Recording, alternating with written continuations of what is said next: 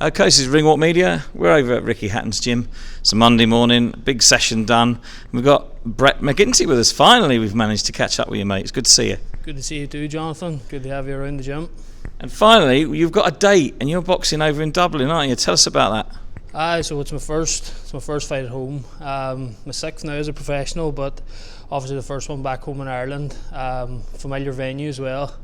There's a lot of the Irish, amateur boxing there. Well, all of it is really the national championships and that. So probably boxed there maybe 20 or 30 times in the amateurs. Obviously it'll be my first one there as a pro, and my first one at home as a pro. So really looking forward to it. Training's going really well and feeling good.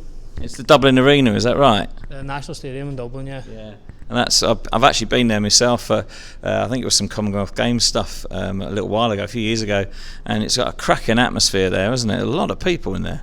That's the thing about it. So even if there's a small crowd in the National Stadium, it's the atmosphere is always pretty good because like it's a low roof. It's a purpose-built boxing arena as well. So that always makes it that extra bit of noise. I've got a good crowd coming down as well. So got a good travelling support coming down with me. So looking forward to making a bit of noise down there and giving the crowd something to shout about. Obviously last time out it was May. It's been a little bit of a gap between. It's not easy out there, is it, as a boxer, sort of up and coming, finding opponents, getting matches that would suit you. So many opponents pull out at the last minute, don't they, at the moment?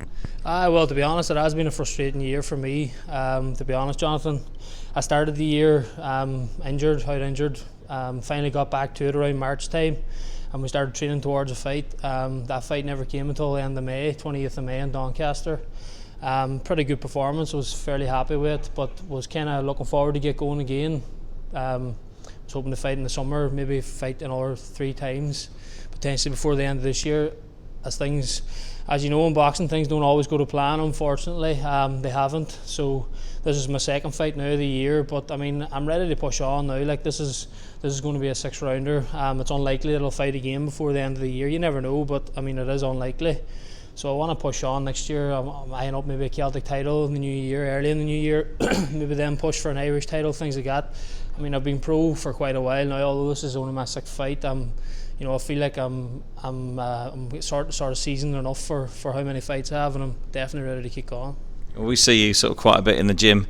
You're training alongside obviously Blaine and Ricky, and everybody at the moment is in camp, including yourself. It's a really good atmosphere to training, isn't it? It's brilliant at the minute. As you say, everybody's fighting. You have me now in 2 weeks. You have Ricky and Brad Saturday week, which is going to be a big night. I'm wearing my Sting t-shirt and all today, so we'll be down supporting Brad and Ricky. And then I'll have my own fight the week after. Then we have Chloe the week after that. Then we have Brian and Jack the week after that. And we've just had Will one there on Friday night in the amateurs as well. So, I mean, everybody's fighting. The vibe around the gym's good. We're all pushing each other on, and we're looking forward to another successful few wins coming our way, and a busy month. And talking about Ricky, obviously he's been deep in training, like the longest training camp ever for this fight because it got postponed, of course. You've been doing some sparring with him. What's that like, getting in the ring with the hitman? It was strange enough now at the start, the first time getting in with him.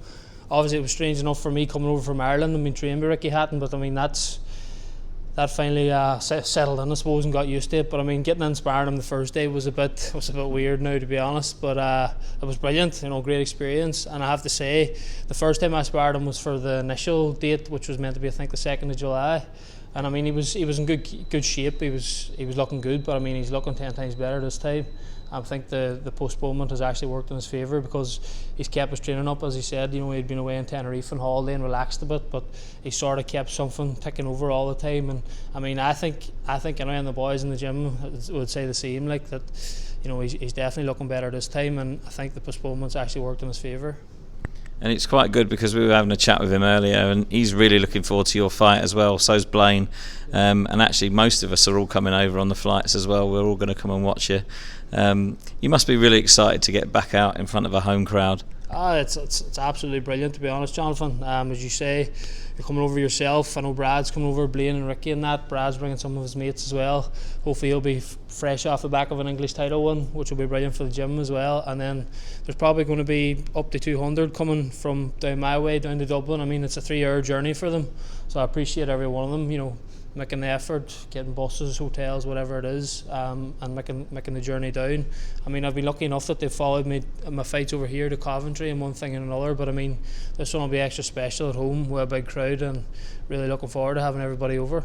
And it's got the recipe to be a very messy night when you win, hasn't it? Well, we'll leave that until the time, and I'm sure there'll be plenty of stories coming out on the Sunday morning. But we'll get the win. Look after business first, and then we'll all enjoy ourselves after. Well, listen, I'm sure there's a few tickets left. Where can people get hold of the tickets if they want to come? They can get in touch with me if they want directly, or there's a social media page as well. Brett McGinty Tickets is called. So anybody needing tickets or anybody that needs to get tickets sorted can get in contact. So. And I just checked, if they're coming over from the Manchester area, flights are about 30 quid at the minute, so it's not much to add on to the top of the ticket price, so there's no excuses. If people want to come and see you, they definitely can, can't they? Everybody's welcome, bring everybody. So now that's an extra bonus to the flight, so anybody who wants to go, these are all more than welcome and can get tickets sorted through me. Listen, it's really good to finally catch up with you and have a good chat.